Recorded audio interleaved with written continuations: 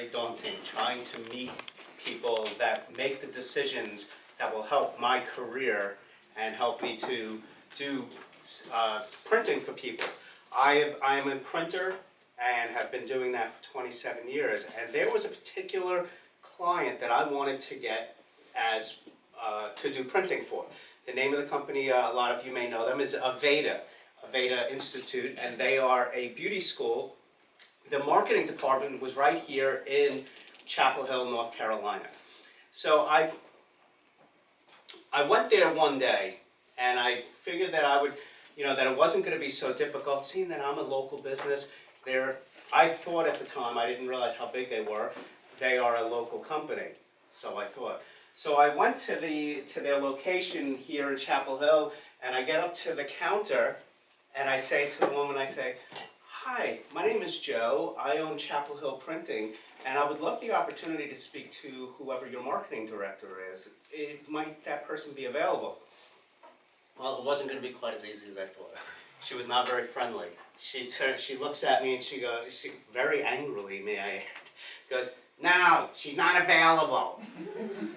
And I said, "Well, who is she?" "Her name is Karen."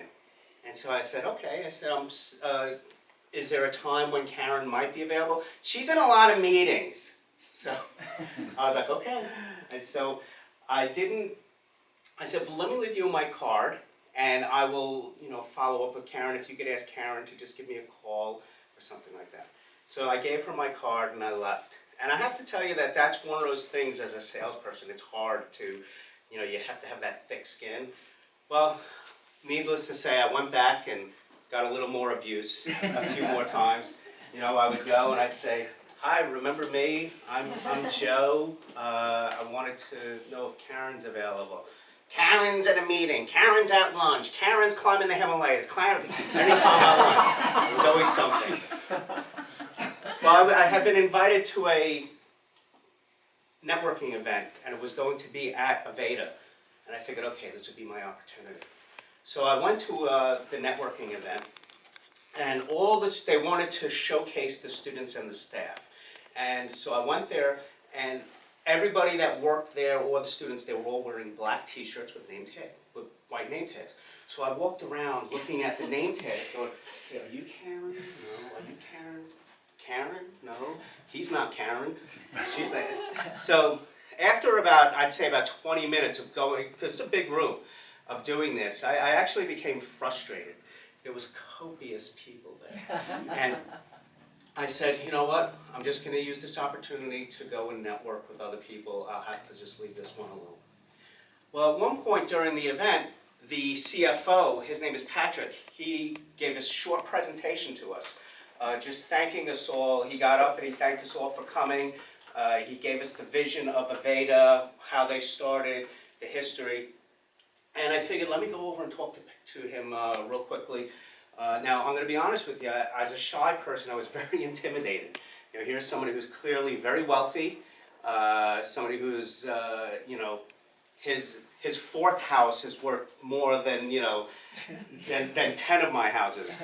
But I went and spoke to him, and I just introduced myself. I said, "Hi, Patrick, my name is Joe, and I just wanted to thank you for this great event. Your staff's doing a wonderful job." And he thanked me and asked me a few questions about my business. And so I told him who I was and, that we were located right down the street. And so I figured, I wasn't going to have a lot of time to talk to him. So I took that opportunity. Now this is how I think I said it. I said, "Patrick, are you available tomorrow to speak for a few minutes? I want to just talk about the possibilities of doing some business together." Now, what I probably did at that time was I probably said, "Patrick, I'd love to talk to you tomorrow if you're available." But he was very kind. And he says, "You know what, Joe? I am not the person you want to talk to. Why don't you come with me, and I'll introduce you to the person that you want to speak to." So I followed him, and I'm like thinking to myself, who's he going to introduce me to? So he brings me to a woman who's sitting down, and she's wearing a red sweater. And he says, "Joe, I'd like to introduce you to Karen." "Karen, this is Joe. He's a local business owner, and he'd like to do some business with us." And then Patrick said, "Joe, it was very nice to meet you. Thank you. I wish you luck." and he went off into the sunset and left me there with Karen.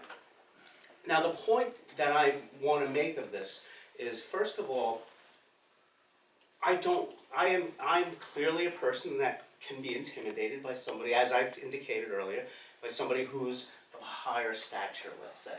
Well, I had to get out of my comfort zone. I had to get out of my comfort zone and go and talk to somebody that I normally wouldn't go out of my way to talk to. If I saw him on the street, it would be one thing, but going and asking him for something is a whole different story, business-wise.